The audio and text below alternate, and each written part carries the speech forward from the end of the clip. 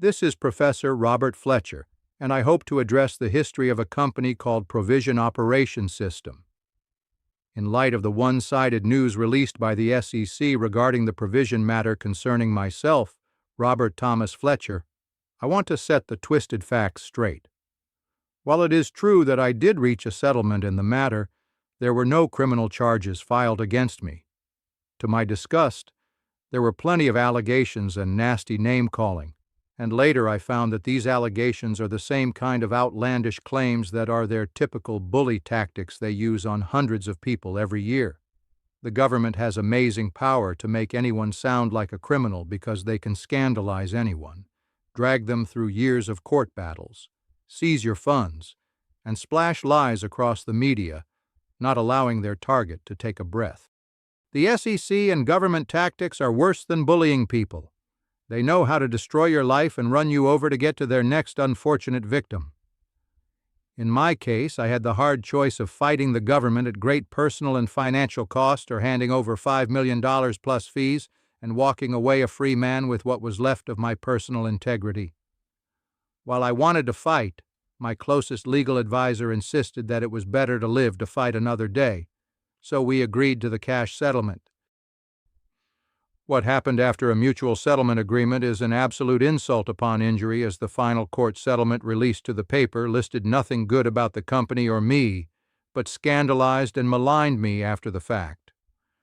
The SEC posted the settlement agreement, which did not bother to highlight the $5 million I walked away from, but took every opportunity to destroy me by purposefully retelling the story in the very worst slander I could have imagined.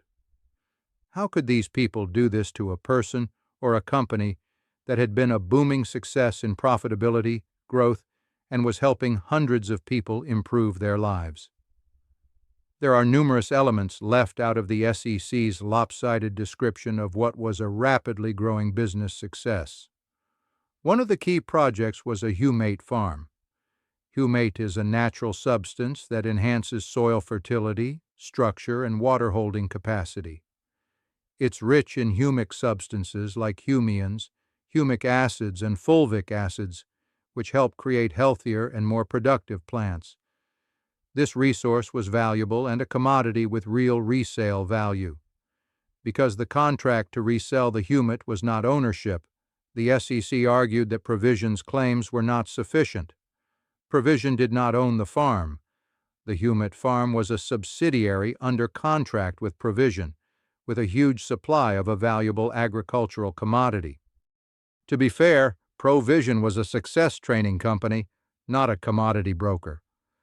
The training program offered by Robert Fletcher and Provision Operation System soon began to actively acquire properties, rights, and assets that were in various stages of acquisition. But one of the best features was the ability of joint partners to share and participate in the program. Fees collected were for training and also used to create large returns.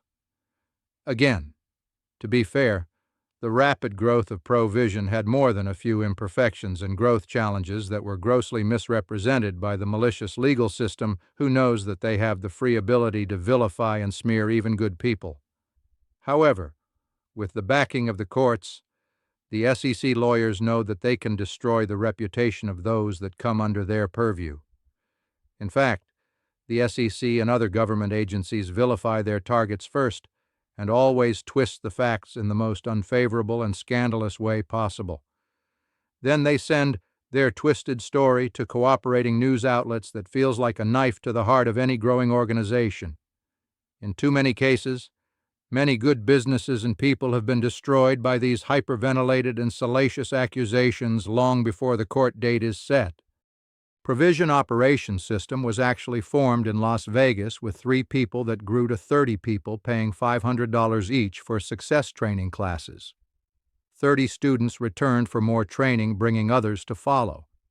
The program also allowed our partners to share the wealth in order to net large returns. With explosive growth, leaders became teachers, and crowds flocked to the training events. We must ask how any training or success system is a concern for the SEC, but believe me, they always find some way to turn your best efforts into a heinous violation of some law you have never heard about. The very nature of Provision's success training would naturally be more than training people to succeed. Projects of all types were considered, and the best were adopted by our leadership teams.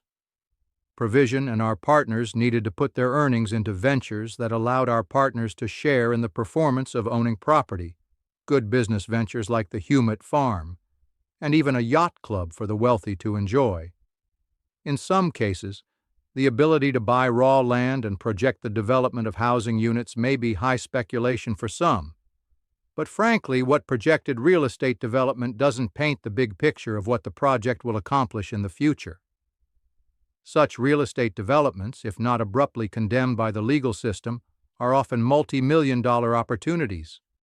Provision was soon teeming with excited entrepreneurs bringing projects in for consideration, testing ideas to see if members wanted to participate, and making early speculative projections of what the projects could accomplish.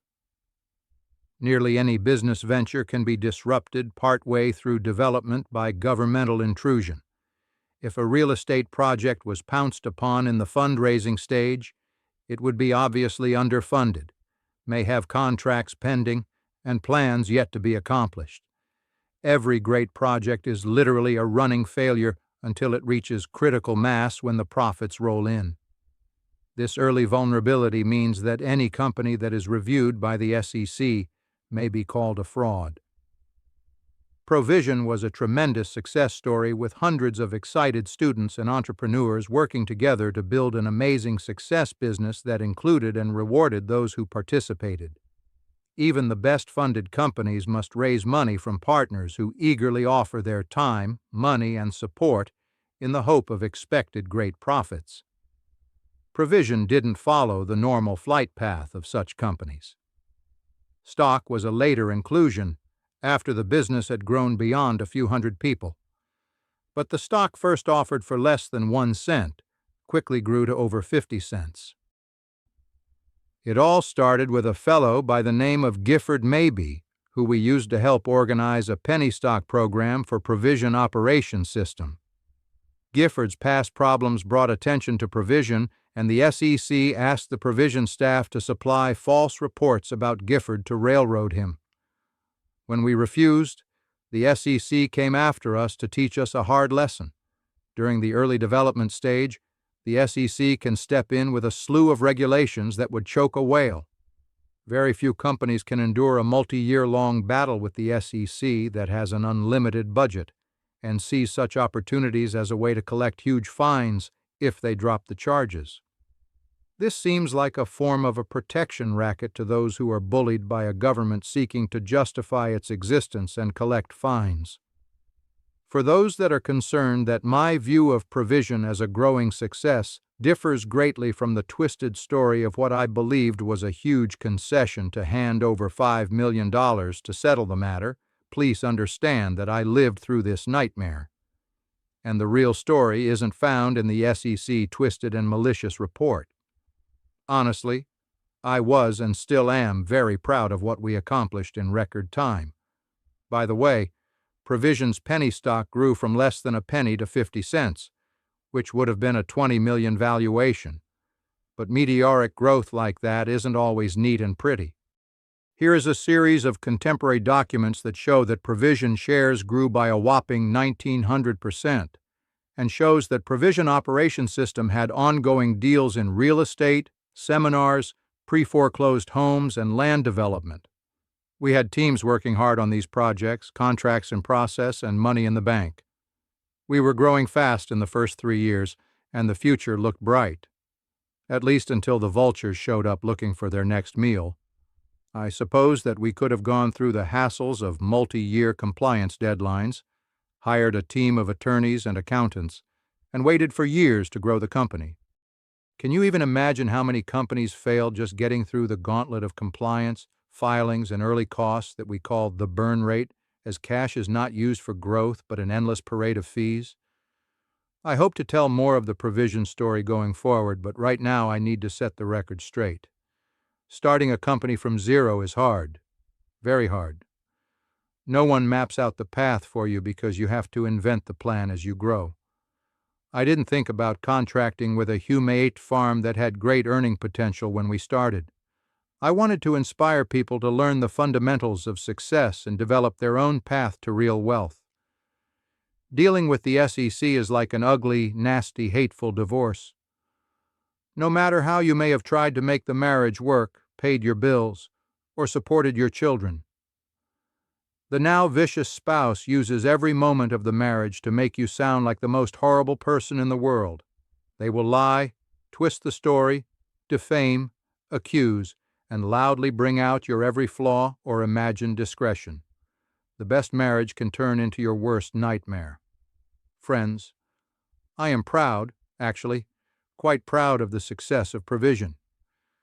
I gave millions to walk away from the fight, and I thought that would settle the matter as I moved on with my life. The final, unexpected insult was the vilifying and twisted story that the SEC put out after we had agreed to a friendly and final settlement.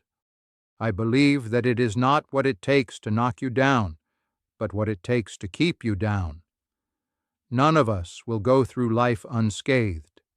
Bad things happen, and some of those bad things are extraordinarily unfair. I hope that knowing how things work in a hostile government system, you will now understand that fighting against an unfair attack is something to appreciate because this happens far too often in the business world.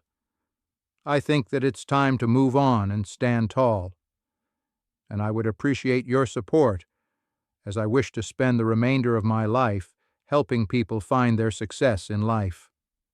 If you have a social media account, share this message where you can. Let's overcome the evil with good and do good wherever we can. Thank you for listening.